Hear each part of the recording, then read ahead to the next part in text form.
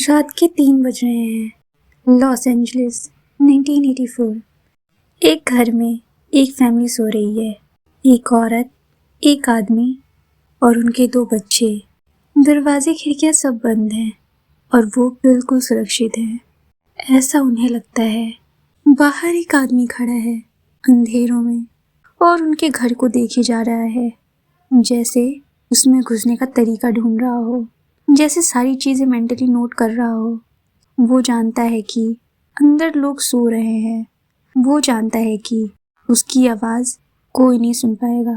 वो जानता है कि वो जो करने आया है वो करके रहेगा, क्योंकि ये वो नहीं कर रहा था, बल्कि ये सब उससे शैतान करा रहा था। और शैतान कभी गलत नहीं होता। ये आदमी है रिचर्ड रेमिरेज और ये उस फैमिली की आखिरी रात है। L peso Texas 1960। रात गहरी हो चुकी है। पूरा मोहल्ला सो रहा है। एक घर में सब सो रहे हैं, बस एक बच्चे को छोड़कर। उसकी आंखें बस छत पर टिकी हुई हैं, जैसे कुछ बहुत ही ध्यान से सोच रहा हो। एक नॉर्मल फैमिली थी, मर्सिडीज और जूलियन और उनके 7 बच्चों की, और उनमें था रिचर्ड, सबसे छोटा और सबसे अलग।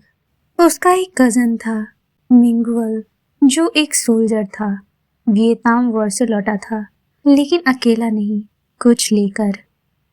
अंधेरा। मिंगुअल के पास एक डायरी सी थी जिसमें फोटोज के कलेक्शन थे। टॉर्चर की फोटोज, वॉर की फोटोज, उन लोगों के फोटोज जो मर चुके थे।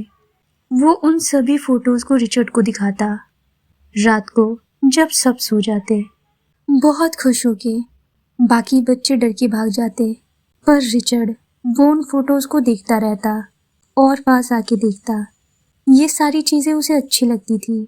इसी तरह एक दिन की बात है जब मिंगुअल और रिचर्ड सोफे पे बैठे हुए थे और अचानक से मिंगुअल और उसकी वाइफ में आर्ग्यूमेंट स्टार्ट हो गई और उसी में मिंगुअल ने अपनी वाइफ को गोली मार दी। सब कुछ जैसे थम सा गया था, पर रिचर्ड वहीं खड़ा रहा और सब देखता रहा।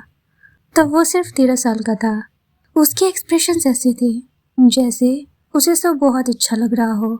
उस एक पल में शायद सब कुछ बदल गया था, या फिर शायद उस एक पल में किसी को बदल दिया था। साल गुजरते गए, स्कूल छूट गया और धीरे धीरे घर से भी दूरी बढ़ती गई। रातें लंबी होने लगी और वो अक्सर अकेला बैठता अंधेरों में, ख्यालों में डूबा हुआ। उसे ड्रग्स की लत लग गई थी और फिर एक रात एक किताब मिली, एंटन लेवी की सैटेनिक बाइबल। रेमिरेज ने पहला पेज खोला और पहली बार उसे जिंदगी में कुछ सही लगा। उसका मानना था कि शैतान सच में है। शैतान उस पर पर्सनली नजर रख रहा है।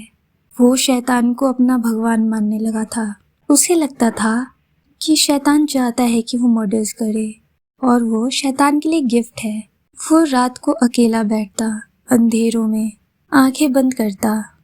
AC/DC, जो कि एक म्यूजिक बैंड था, उस समय उनका एक गाना नाइट प्राउलर, जो कि रात को किसी के घर में साइलेंटली घुसने के बारे में है, उसे लूप पे सुनता। उसे ऐसा लगता था जैसे ये सॉन्ग उसके बारे में है और शैतान उसे ये सुनाना चाहता है। 1984, लॉस एंजलिस। रोशन गलियां, लाउड म्यूजिक, बिजी लोग, और इन सब के बीच एक आदमी आराम से घूम रहा था, भीड़ में, सबके बीच। दिन में बिल्कुल नॉर्मल, लेकिन वो सिर्फ घूम नहीं रहा था, बल्कि वो ऑब्जर्व कर रहा था। लोगों का घर, खिड़कियां, लॉक्स। ये जानना चाह रहा था कि कौन सा घर उसका आसान टारगेट बन सकता है। और जब पूरा शहर सो गया, तब उसने अपने जूते उतारे और जमीन पर हल्के कदमों से चुपचाप जेनी विनकाउ, एक 79 इयर्स ओल्ड औरत जो कि अकेली रहती थी। समय था जून 1982। रात के 2 बज रहे थे। उसके घर आया उसकी खिड़की से, जो कि सिर्फ थोड़ी सी खुली हुई थी, लेकिन उसके लिए उतना काफी था। और फिर सुबह जब एक नेबर ने दरवाजा खटखटाया तो कोई आवाज नहीं आई। थोड़ी देर बाद जब वो अंदर गया और उसने देखा, वो मंजर इतना डरावना था कि वो अंदर तक कांप गया। क्राइम सीन इतना डिस्टर्बिंग था कि वहां पहुंचने वाले इन्वेस्टिगेटर्स को भी काउंसलिंग दी गई। उसने विनकाओ को स्टेप किया मल्टीपल टाइम्स, उसके चेस्ट पे, नेक पे, आर्म्स पे और लेग्स पे, और फिर उसे सेक्सुअली असॉल्ट किया। उसने उसके गले पे इतना डीप कट मारा था कि वो ऑलमोस्ट कंप्लीटली कट हो चुका था और पूरे अपार्टमेंट में सब कुछ फैला हुआ था। सालों तक माना गया कि जेनी ही उसकी फर्स्ट विक्टिम थी, लेकिन सालों बाद, लगभग 25 साल बाद 2009 में डीएनए एविडेंस सामने आए, जिसमें ये पता चला कि उसकी पहली विक्टिम थी एक 9 साल की लड़की मी लियोंग, जिसकी बॉडी 10 अप्रैल 1984 को एक बेसमेंट में पाइप से हैंग्ड मिली। उसको सेक्सुअली असॉल्ट किया गया था। वो हर किसी को मारता था, चाहे बच्चे हों, बूढ़े हों या न्यूली वेड कपल्स हों, सबको।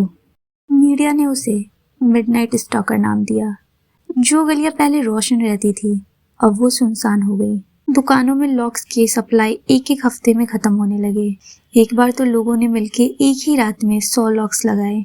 एक औरत ने तो एक बार अपनी डायरी में ये भी लिखा, रात को आंखें बंद नहीं होती, ऐसा लगता है जैसे हर समय कोई देख रहा हो। 13 मर्डर्स और 5 अटेम्प्ट्स।